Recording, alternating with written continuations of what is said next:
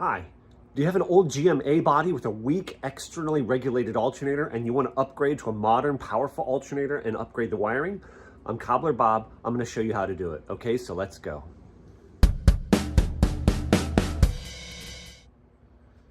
So this is my 1971 Cutlass S that I bought in the summer of 2023, but this should apply generally to GM cars that have externally regulated alternators on them. Now, external regulator, what that means is, you can see the alternator is right there. What that means is the thing that tells the alternator when to charge and how much to be charging is not inside the alternator like modern alternators. The way you know you have an external regulator is if you have one of these. This is the regulator itself. It might be kind of a CAD color. I painted this to try to make it look like the CAD plated. It might be silver, might even be chrome, but this box will have basically a plug with 4 leads on it. It's riveted shut. You can see there's 2 rivets on it. It's quite large, and it's generally, I think, on the A bodies over here. For mine, it was mounted to the firewall, kind of like above the distributor, where the spark box is right now, next to that vacuum ball. Okay. Now, step 1: if the car doesn't start, it could be because you have a bad battery, or it could be because you have a bad alternator. Could be both. If you have a bad battery and a good alternator, then the battery will not charge. So in other words, you could put you could charge it up with a charger like this, which will take a few hours, and it still won't start. That's how you know for sure you have a bad battery. Old car like this, especially if you buy it, you don't know, you can look at the tags on the battery, the date tag, to see how old it is. If it's more than a few, I'd say more than 3 years old, probably safe insurance just to get a new battery. Now, especially if the generator light, alternator generator light comes on at all, especially in situations of low RPM, with high load, for example, late at night with the defroster, the heater, stereo on and stuff like that at a low idle, if that starts to come on, you probably have a weak alternator. So here's the generator light on my car here on the 71 Cutlass. That light is on very bright right now, but that may just flicker on. It may come on dim, again, at low RPM with high electrical load. That's probably a good indicator that, that your alternator is going bad. Again, if your car won't start, or it doesn't have enough juice in the battery to start it, it could be that you have a good battery, but your good battery is not fully charged because you have a bad alternator, okay? So those are kind of the basics of how to figure out if it's the alternator's fault or not. Now, everything I'm saying here is assuming that you don't have a bad starter. A lot of the times the starters start to go bad, they'll work and then not work, when the starter stops on one dead spot on the commutator, old trick of banging on it, and then it does work, that's a telltale sign you have a bad starter. Now, if you're gonna put an internally regulated alternator in a car that came with an external regulator, we need to change the wiring just a little bit to eliminate the external voltage regulator. So what you do here is you can take the back side of this and you can just, with the Dremel tool or something like that, grind off the rivet heads. This thing will come apart. And then once this thing comes apart, I don't have it anymore, I threw it away, is you just take the circuit board off of it, and then on the back side, so what you're gonna be left with is this. Now, for the GM application here, all you're gonna do is this connector. This is now going to become a jumper because it has to do no regulating. You jumper the 2 inside wires together. You can see they're soldered nicely there. So you're going to jumper the 2 inside wires together, jumper the 2 outside wires together. That bypasses here the circuitry of the voltage regulator, and your system should now charge normally using the voltage regulator that's built into your new alternator. Another easy way to do this is you go to Summit Racing Equipment. They have an alternator harness conversion kit. That is their part number SUM-RP 2125, and it comes with a little pigtail so that you can plug your existing harness into the pigtail into the the new modern alternator, and then it also comes with a little connector just to bypass the external regulator completely, so you don't have to do this monkey business I just showed you. So you may still have undersized wiring carrying the power from the alternator. Now, if you have light electrical load and the alternator is never taxed, you may never have a problem. That doesn't mean it's electrically sound. I believe the wiring in the car should be able to take, the expected maximum load that the alternator is going to be putting out. Can't tell you for sure on a Chevrolet or a Buick or Pontiac, but this is the factory harness that comes up and would have plugged into the factory voltage regulator. So you can see 4 connectors. If you're using this, make sure they're not horribly corroded, right? And it's got 4 wires. And see, again, when you connect this to there, you're basically jumping these 2 inside wires to each other and jumping the 2 outside wires together. When you do it this way, at least it lets you not molest the factory harness. But again, what I wound up doing was actually removing this from the wiring harness completely, and I think it's a cleaner way. And by the way, this back of the plug there, you see that little tang right there? That tang is a locking feature, so that tang will lock into the back side of this connector, and you just basically lift this up. That little tang locks into this piece of plastic. Now, one of the first challenges you're going to have after you put on your new alternator with an internal regulator is the connector is not going to plug into it that's on the factory harness. So there's a couple ways you can do this. You can buy this connector with a pigtail. I'll put the part number here on the screen and in the description, and it will have the correct connector, and you just cut the wires off of your factory harness and solder them on. Now, there's a second way you can do this.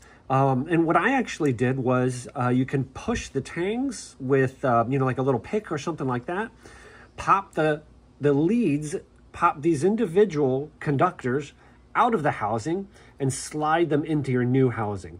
And that way you don't have to cut and solder wires if you're a little bit more concerned about modifying your car's factory harness, okay?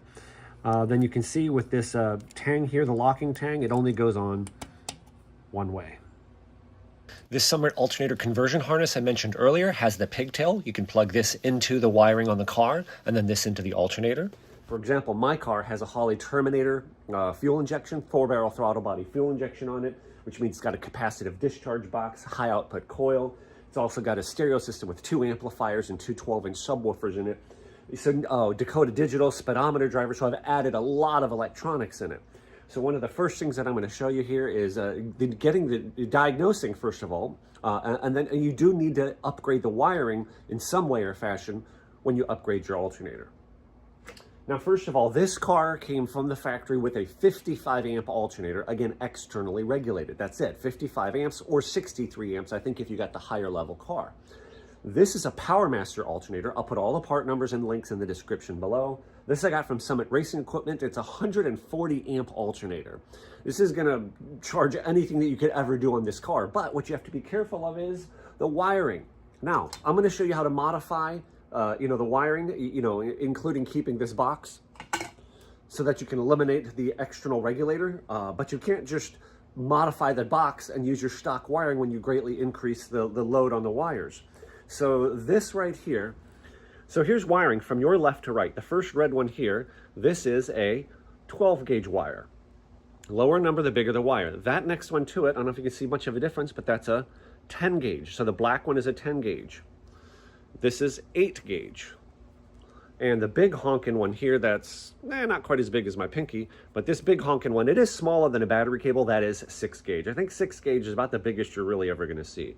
Now, if you look at a handy dandy wiring chart, here's a wiring chart I found online. Again, I'll link it below. If you're only running a maximum of 55 amps, all you need is the smallest one here, the 10 gauge wire, which is, I believe, what this car came with. Now, 140 amp alternator, I think it's really rare it's gonna be at 140 amps for any length of time because the battery would have to be 100% dead.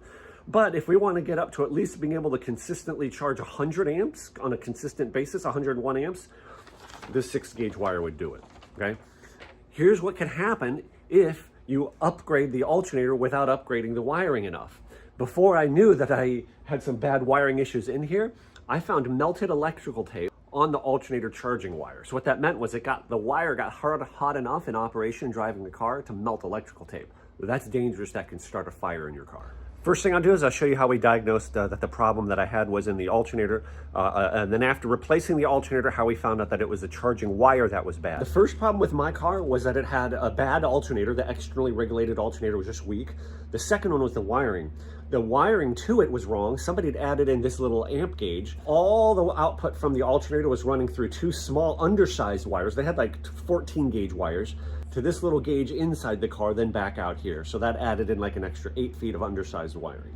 That's 10 volts. Right now it's only got about 11 volts right now. 11 and a half volts is what it's reading.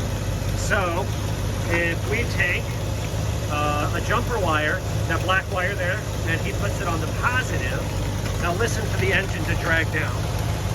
And so that wire's on the positive. I have the other end of it, and I'm going to attach it to the battery terminal. I'll show you. It powers up the alternator, and listen to the engine. Thank you.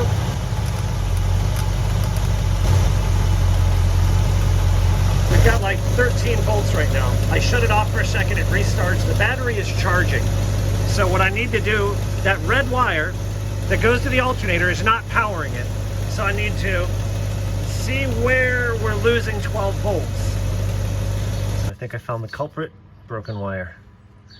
That is the plug that plugs into the external regulator, which is actually a jumper.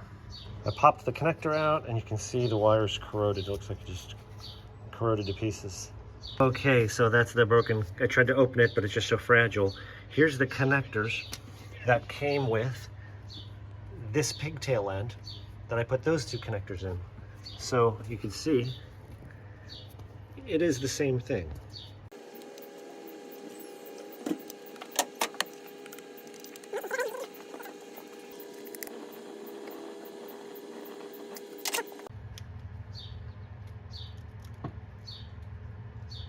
Hey, look at that. I think it's holding. This is in right now, incorrectly, because I saw silver, which meant that connector. I believe I had the connector in upside down. I believe that's in correctly now.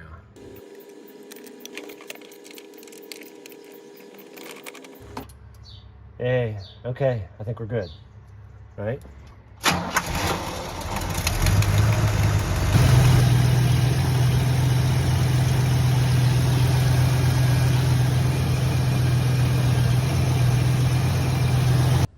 So basically for one season, the way I had this car set up was with this 8-gauge wire going directly from the battery terminal there, and the other end of it went to the junction block right here on the fender well, and the factory 12-gauge wire carried the current from here to the alternator. And that worked okay, primarily because I didn't have enough electrical load to burn anything up. So not right, you know, but it worked. The other reason that it did help the system is because I pulled out approximately 8 feet of 14-gauge wire that was interrupting this circuit and taking power into that the amp gauge that I showed you. So, you know, that was the first level that if you have low electrical load, you know, that can work for you. Let me show you the best way to do it, though, by running a large gauge wire all the way to the alternator from the battery. I know that this wire comes all the way down through here. And comes up to here. And what I just did now was I just took off all of this and about that much more. I unwrapped all this wire so you could see it because it didn't have looming on it. I think from the factory it just comes wrapped in black electrical tape. This was the wire that's feeding the HEI power to the distributor. So what I think I want to do is I think I'm going to upgrade this wire one more time. So I already upgraded this wire size to an 8-gauge, but I think it really needs to be bigger than that. Okay, so believe it or not, all this stuff here, all these wires here were inside this one piece of conduit. I added this piece of conduit on, but so I've now identified there were 4 wires attached to this side. They use this, I don't remember if this is a horn relay. It is a relay. Forget which relay it is. One of these is the horn relay, and one of these is something other relay. But anyway, they do from the factory use this positive terminal. It is covered with this little cap. It's a junction point, and there's 4 things on it. You can see 3 of them here. The 4th one is the heavier wire that I put on from the battery post to here. So those 3 wires. This one does go, if this is the horn relay anyway, this one goes to that relay. I think it's a horn relay. And this one is the one that goes to the alternator. I traced it. And then there's one more here. It has a fusible link on it. This one goes to the fuse box, the positive side of the fuse box. The connections are down in there. So what I need to do is just reroute this one with a large gauge cable. Then when we're using the alternator have a heavy charging load, it will produce current. It will go through this wire to this connection and then be distributed to the battery. So I'll have also the same 4-gauge I think I'm going to use to the battery, and then I think these 2 would be fine. The smaller ones would be fine because they're going to not draw any more power than they already have.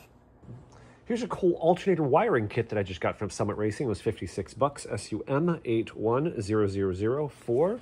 And what it comes with here is 10 foot of 6-gauge wire, which is pretty big. And this is quite a bit bigger here than the 8-gauge wire that I had on there before, and a lot bigger than the factory wire, if I get them in the same focal plane there, okay?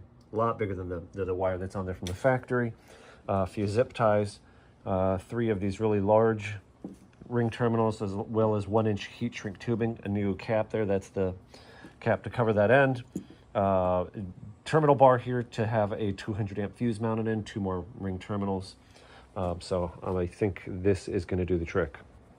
I'm actually not using the eyelets that they provided. They're just too doggone big.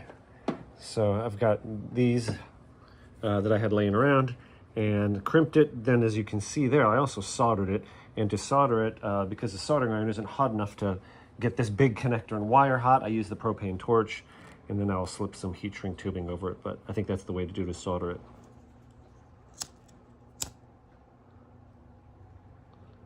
I didn't think this heat shrink tubing, as large as it is going to shrink down enough, but it does.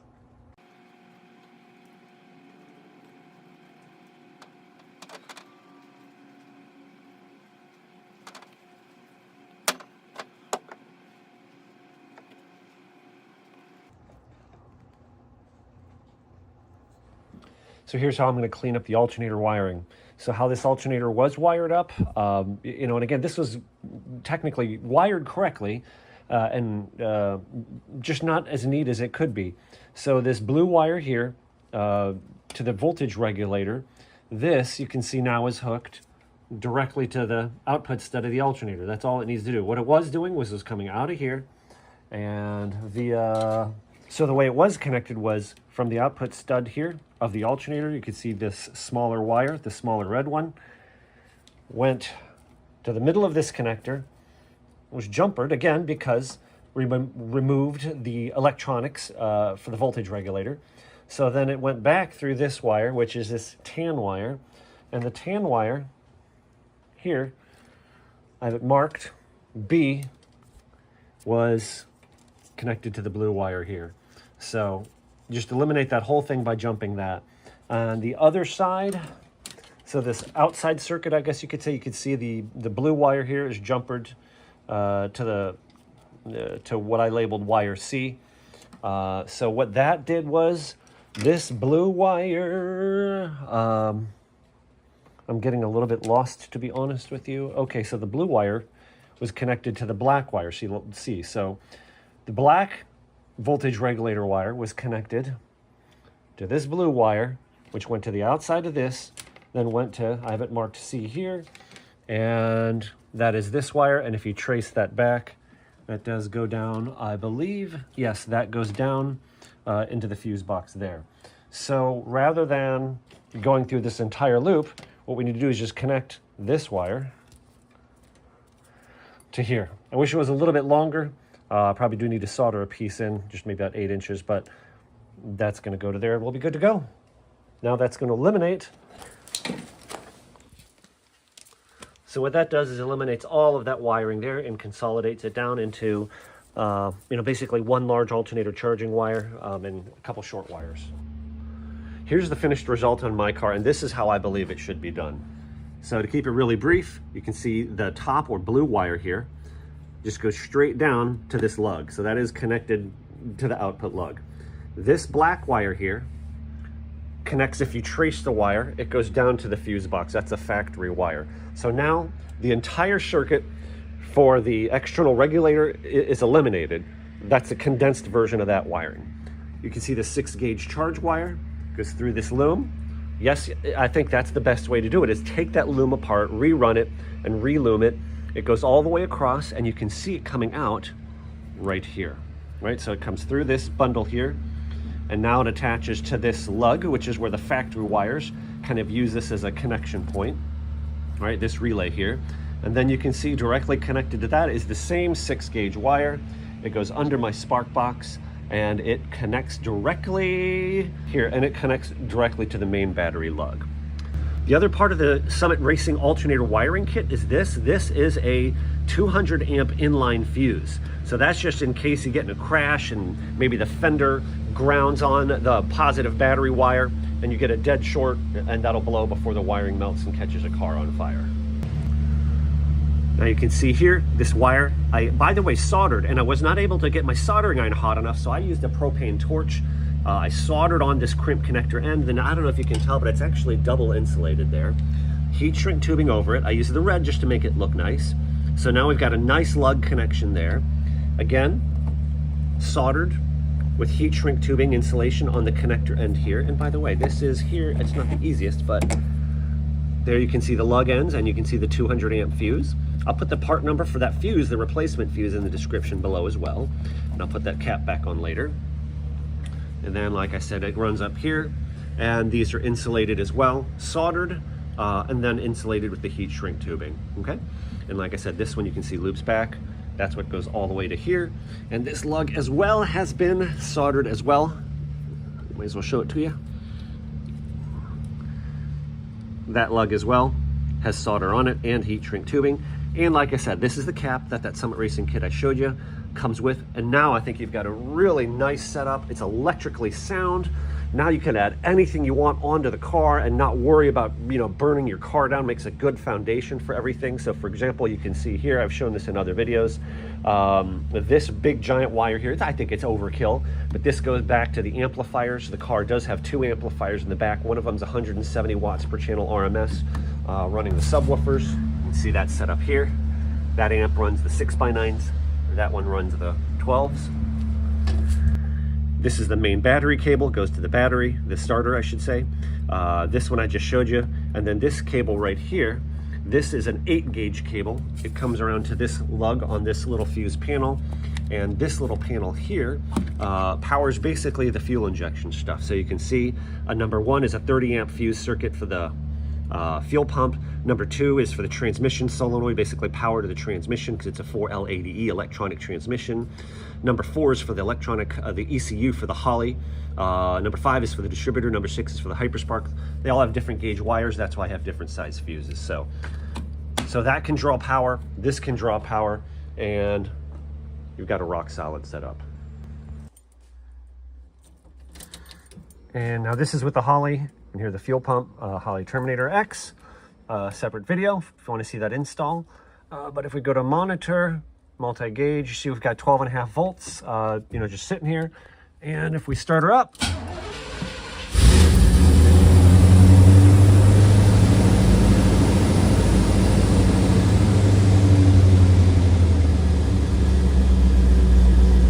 we've got really good voltage there, so everything seems to be working just fine and is happy.